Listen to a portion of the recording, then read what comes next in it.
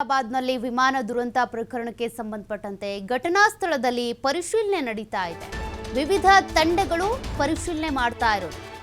NSG, NDRF, ವಾಯುಪಡೆ, FSL ಹಾಗೂ ಅಗ್ನಿಶಾಮಕ ದಳ ಸೇರಿದಂತೆ ಎಎಐಬಿ, ಡಿಜಿಸಿಎ ಮತ್ತು ಸಿಐಎಸ್ಎಫ್ ತಂಡಗಳಿಂದ ಪರಿಶೀಲನೆ ನಡೀತಾ ಇದೆ. ಈಗಾಗಲೇ ಅಲ್ಲಿ ಏನು ವಿಮಾನದ ಪಾರ್ಟ್ಸ್ಗಳು ಬಿದ್ದಿದ್ದಾವೆ ಅವುಗಳನ್ನು ಕೂಡ ಕಲೆ ಹಾಕಲಾಗ್ತಾ ಇದೆ. ಜೊತೆಗೆ ಒಂದಷ್ಟು ಸಾಕ್ಷ್ಯಗಳು ಸಿಗಬಹುದು ಅನ್ನುವಂಥ ಕಾರಣಕ್ಕೆ ನಿನ್ನೆ ಅಷ್ಟೇ ಬ್ಲ್ಯಾಕ್ ಬಾಕ್ಸ್ ಪತ್ತೆಯಾಗಿದೆ. ಅದರಲ್ಲಿ ಏನೇನು ರೆಕಾರ್ಡ್ ಆಗಿದೆ ಅನ್ನೋದನ್ನ ನೋಡಬೇಕಿದೆ. ಮತ್ತು ಕ್ರ್ಯಾಶ್ ಆದಂಥ ಆ ಘಟನಾ ಸ್ಥಳದಲ್ಲಿನೇ ಒಂದಷ್ಟು ತಂಡಗಳು ಬೀಡು ಬಿಟ್ಬಿಟ್ಟಿವೆ. ಏನೇನು ಮಾಹಿತಿ ಸಿಗಬಹುದು ಅಂತ ಇಲ್ಲಿ ಆದಂಥ ಲೋಪ ಏನು ಅನ್ನೋದು ಇನ್ನೂ ಕೂಡ ಗೊತ್ತಿಲ್ಲ. ವೈದ್ಯಕೀಯ ಕಾಲೇಜಿನ ಮೆಡಿಕಲ್ ಕಾಲೇಜಿನ ಹಾಸ್ಟೆಲ್ ಮೇಲೇ ಬಿದ್ದಿರುವಂಥದ್ದು ಈ ಒಂದು ಫ್ಲೈಟ್. ಅದರ ಫ್ಲೈಟ್ನ ಮುಂಭಾಗ ಏನಿದೆ ಮೊದಲು ಟಚ್ ಆಗಿದೆ ಆ ಒಂದು ಕಟ್ಟಡಕ್ಕೆ, ನಂತರದಲ್ಲಿ ಪೂರ್ತಿಯಾಗಿ ಅಲ್ಲಿ ಸುಟ್ಟು ಕರಕಲಾಗ್ಬಿಡ್ತು. ಹೀಗಾಗಿ ಅದೇ ಜಾಗದಲ್ಲಿ ಬೀಡ್ಬಿಟ್ಟಿದ್ದಾರೆ ಅನೇಕ ತಂಡಗಳು. ಎನ್ಎಸ್ಜಿ, ಎನ್ಡಿಆರ್ಎಫ್ ಸೇರಿದಂತೆ ಎಎಐಬಿ, ಡಿಜಿಸಿಎ ಮತ್ತು ಸಿಐಎಫ್ ತಂಡ ಇವೆಲ್ಲವೂ ಕೂಡ ಒಂದಷ್ಟು ಮಾಹಿತಿಗಳನ್ನು ಕಲೆ ಹಾಕ್ತಾ ಇರೋದು. ಏನಾದರೂ ಸಾಕ್ಷ್ಯಗಳು ಸಿಗಬಹುದಾ ಅಂತ.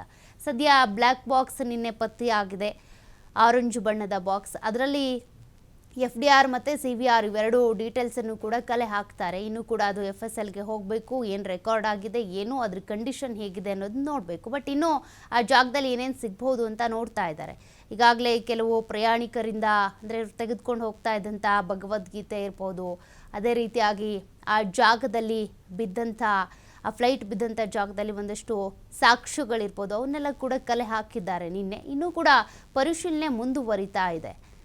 ಗಮನಿಸ್ತಾ ಇದ್ದೀರಾ ಎಲ್ಲ ತಂಡಗಳು ಕೂಡ ಅಲ್ಲೇ ಬೀಡ್ಬಿಟ್ಟಿವೆ. ಕಾರಣ 787 ಅನ್ನುವಂಥ ಒಂದು ಈ ವಿಮಾನ ದುರಂತ ಏನಿದೆ ಈ ಹಿಂದೆ ಯಾವತ್ತೂ ಕೂಡ ಆಗಿರಲಿಲ್ಲ. ಒಂದು ಲಿಥಿಯಂ ಇಶ್ಯೂ, ಮತ್ತೊಂದು ಫ್ಯೂಯಲ್ ಇಶ್ಯೂ ಬಂದಿತ್ತು ಬಿಟ್ಟರೆ ಈ ರೀತಿ ದೊಡ್ಡ ದುರಂತ ಆಗಲಿ ಚಿಕ್ಕ ದುರಂತ ಆಗಲಿ 787ನಿಂದ ಆಗಿರಲಿಲ್ಲ. ಇದೇ ಮೊದಲ ಬಾರಿಗೆ ಇಷ್ಟು ದೊಡ್ಡ ಮಟ್ಟದ ದುರಂತ ಆಗಿರೋದು. 241 ಜನ ಪ್ರಯಾಣಿಕರು ಸಾವನ್ನಪ್ಪಿದ್ರು. ಜೊತೆಗೆ ಅಲ್ಲಿದ್ದಂಥ ಹಾಸ್ಟೆಲ್ನ ವಿದ್ಯಾರ್ಥಿಗಳು ಸಾವನ್ನಪ್ಪಿದ್ರು. ಸಾವಿನ ಸಂಖ್ಯೆ 265. ಹೀಗಾಗಿ ಇದಕ್ಕೆ ಸಂಬಂಧಪಟ್ಟಂತೆ ಸರಿಯಾದ ಒಂದು ಕಾರಣ ಗೊತ್ತಾಗಬೇಕಲ್ಲ, ಯಾತಕ್ಕಾಗಿ ಹಿಂಗಾಯಿತು ಅಂತ. 2 ಎಂಜಿನ್ಗಳು ಫೇಲ್ಯೂರ್ ಆಗಿದ್ಯಾಕೆ, ಹಕ್ಕಿಗಳೇನಾದರೂ ಬಂದು ಬಡಿದ್ವಾ, ಅದಕ್ಕಾಗಿ ಹಿಂಗಾಯ್ತಾ, ಅಲ್ಲಿ ರಣಹದ್ದುಗಳ ಓಡಾಟ ಕೂಡ ಇದೆಯಂತೆ, ಹಾರಾಟ ಇದೆಯಂತೆ. ಹಾಗಾಗಿ ಅಲ್ಲಿ ಕೊಳಚೆ ಪ್ರದೇಶ ಅದು, ಹೀಗಾಗಿ ಅಲ್ಲಿ ರಣಹದ್ದುಗಳು ಬರ್ತಾವೆ. ಮತ್ತು ಪಾರಿವಾಳಗಳ ಒಂದಷ್ಟು ಸ್ಪರ್ಧೆ ಕೂಡ ಅಲ್ಲಿ ನಡೆಯುತ್ತೆ. ಇದೆಲ್ಲದ್ರ ಬಗ್ಗೆ ಕೂಡ ಮಾಹಿತಿ ಗೊತ್ತಾಗಿದೆ ಈಗ. ಹಾಗಾಗಿ ಅಲ್ಲಿ ಎಕ್ಸಾಕ್ಟಾಗಿ ಏರ್ ಕ್ರ್ಯಾಶ್ ಆಗೋದಕ್ಕೆ ಕಾರಣ ಏನು, ಅದಕ್ಕೆ ಸಂಬಂಧಪಟ್ಟಂತೆ ಕಾರಣ ಗೊತ್ತಾಗಬೇಕು ಅಂತ ಅಂದರೆ ಅಲ್ಲಿರುವಂಥ ಸಾಕ್ಷ್ಯಗಳ ಸಂಗ್ರಹ ಬಹಳ ಮುಖ್ಯವಾಗುತ್ತೆ.